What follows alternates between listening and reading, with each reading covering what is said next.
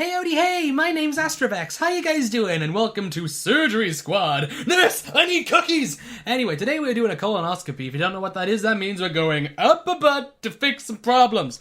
This is gonna be, like it says down there, that this surgery may contain some graphic procedures, and actually it's going to because it involves the butt. But it's very appropriate for children and for anyone who doesn't like anything involving the butt or anything squeamish like that. So if you're not into that, go watch something else. I got a playlist of things down in the description if you want to see some more gross stuff. I did something to do with nails. I've done things with hands. I've done a couple of things. Go watch them if you want. Go watch any of my other videos or any videos you want. I'm not going to tell you what to watch. But anyway, let's get inside. Clearly Trained has medical simulations, corporate training, and e-learning for everyone. Surgery Squad, sponsored by two cobras fighting over a trident. Hi, Hello, Jeff! And welcome to Surgery Squad's virtual colonoscopy. Okay. I'm Dr. Jeff. Hi, Jeff. And I will be guiding you through this colon today. Also known as the large intestine, the colon is responsible for the final stages of the digestion. Yes. It absorbs remaining water and electrolytes from indigestible food, accepts and stores food remains that weren't digested in the small intestine, and eliminates solid waste from the body. Like A M&Ms. colonoscopy allows your doctor to view inside your entire colon using a device called an endoscope.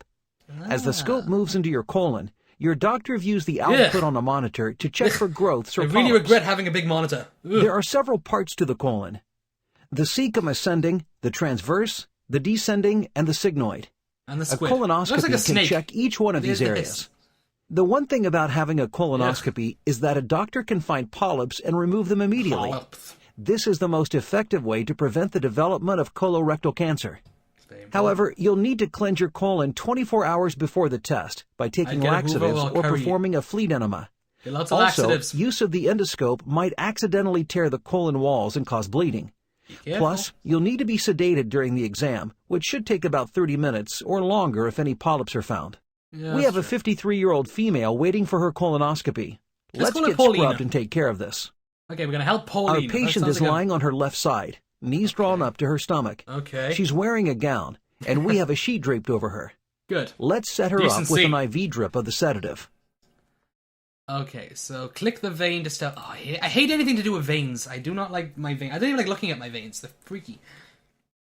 Click where indicated to insert the needle into the vein. Oh, not even do it. I have to look away. Did I do it? Oh, I chose the worst time to look at it! Ah! Jeez, I hate needles, I hate veins, I hate my body, I suck! So what's happening now? Okay, so that's going over thing. Great. Okay, good. Now we'll wait a few minutes for the sedative to take effect. Until you start seeing Our bunnies. patient is sedated and ready. We see a bug. She stated that she's cleansed her colon, and I've already used a lubricated gloved so finger childish, to but check for butts are funny. blockage. Be sure to tell the patient that she should breathe slowly through her mouth to relax her stomach muscles if she feels cramping.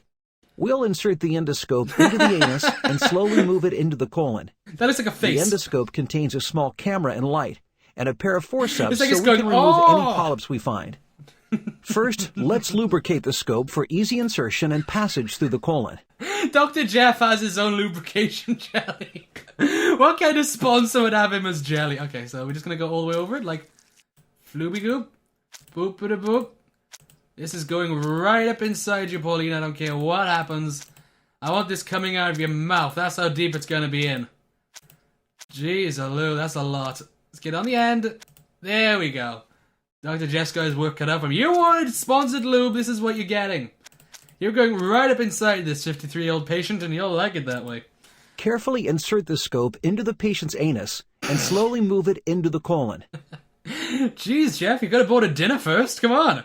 Okay, careful. Careful. This is so silly. We can watch the camera's output on the monitor. We're into the rectum now. Nothing so far. Let's move on into the sigmoid colon. Slow and steady. You're doing a great job. The anus. Descending colon's next.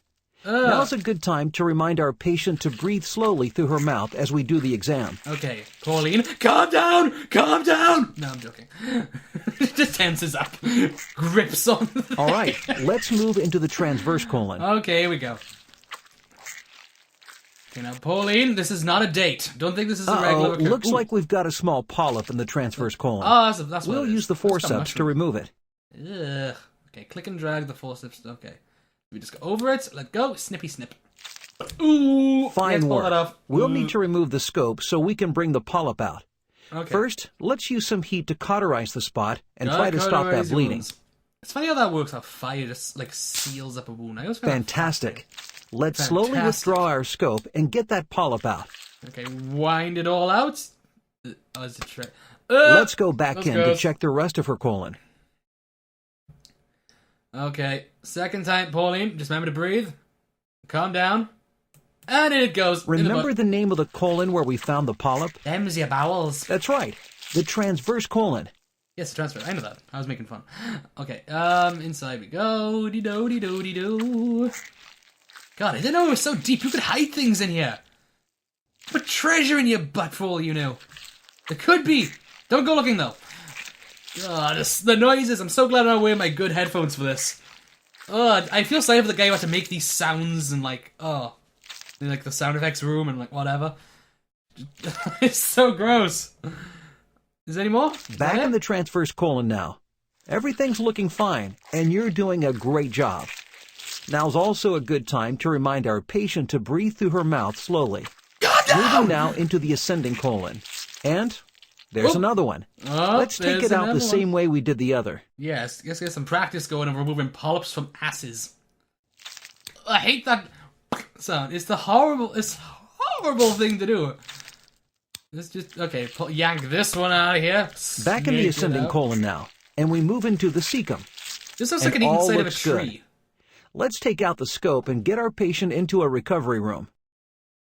Our patient is now in recovery, and she'll probably be there 1 to 2 hours. Okay. She might feel bloated or need to pass gas. Well, yeah, and since we removed 2 polyps, she'll probably have a small amount of blood in her stool. We'll also do a biopsy on the polyps. Yeah, she should call her doctor immediately if she has heavy rectal bleeding, lower abdominal pain, develops a fever, feels dizzy, vomits, or experiences swelling in her abdomen. Because 1 week later... Good news. The biopsy showed our patient's polyps were benign. Hooray! Since she's in her 50s and there were polyps found, she should have a colonoscopy every year. You did a great job today. Yay. While you're here, try your hand at one of our other surgeries here at surgerysquad.com. Okay, that was...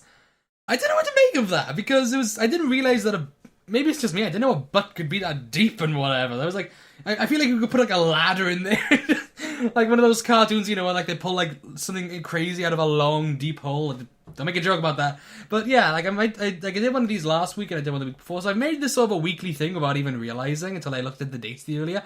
So give me something next week to do, something crazy. If you can find one of the surgeries on here or anything surgery related that might be fun to do, maybe I'll make this a weekly thing. I'll be like your weekly doctor for YouTube things where I do gross stuff. Anyway, I'll leave a link in the description. You guys can do some of these surgeries and let me know if there's any like really gruesome, gory, wincy ones, because that was about as winceful as you get with the sound and the things with butts and stuff, because butts are funny. Anyway, thank you so much for watching this video. If you liked it, give it a like, and if you really liked it, I guess you can favorite or subscribe or share with all your friends. So that was that. My name's Astrovex, and I'll see you guys next time. Bye, I love you, bye! I felt it. Oh, it wasn't this big. Oh, mine was tiny compared to this. Ooh, no, one more. Oh, great. After all that squelching and things going up, I may never go to the toilet the same way again. Speaking of which, I really gotta go to the toilet.